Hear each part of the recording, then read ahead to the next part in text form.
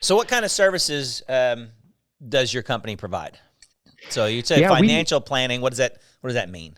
we have probably our bread and butter is we have a fee-only financial planning service that we primarily work with pharmacists all across the country. We're not exclusive to pharmacists, but it's about 90% of all of our clients based on kind of the niche and the marketing and the content that we do.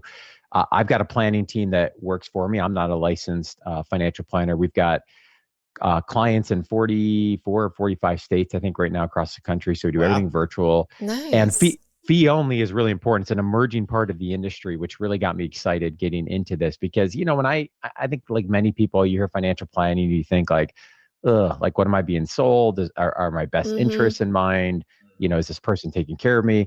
And there's a real shift towards a fiduciary fee only model, which means that the client is paying the planner for the advice that they're giving. They're not getting compensated for recommending, insurance or investment products that may or may not be in their best interest. So I love that model because, it really resonates with me from a transparency standpoint of, hey, you're paying for the advising, but whether we're talking student loans, home purchase, investments, planning for Social Security, it doesn't matter what topic.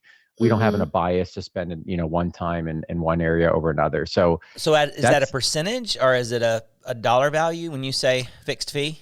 it's a flat fee model up to a certain asset threshold, and then it goes to a percentage. So we've really tried to build the model that we can serve someone from 25 when they first graduate all the way up to more of a traditional pre-retiree, because the industry frankly does not serve younger pharmacist practitioners well. Often when industry is marketing towards a young pharmacist or physician or anyone for that matter, especially if they don't have a lot of assets, which let's be honest, most new graduates don't, right? They have a negative net worth, typically student loans. So if they don't have assets to manage, often a firm is like, we're not really interested now, maybe in the future. Right. And usually what that leads to is, hey, let's, sell this insurance product or this other thing, which you may or may not need. We'll Mm-hmm. kind of get you in the door and then we'll build that relationship long term. So that group and one of the exciting things we focused on is that group that's that first 5 to 10 years out. There's a lot of things coming at you. You've got student loan debt, you're transitioning either to your first or second job. Often you're buying a home, you're starting a family, you're trying to get investments started, get the insurance base covered.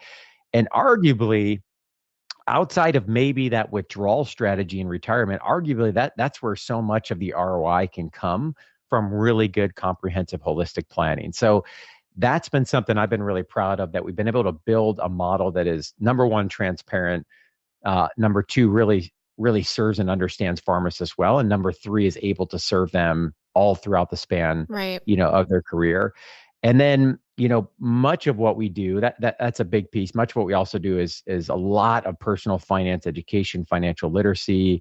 We've got a few podcast episodes we publish weekly, lots of speaking events. We work with a lot of organizations, associations, employer, benefit types of things, college programs, and so forth.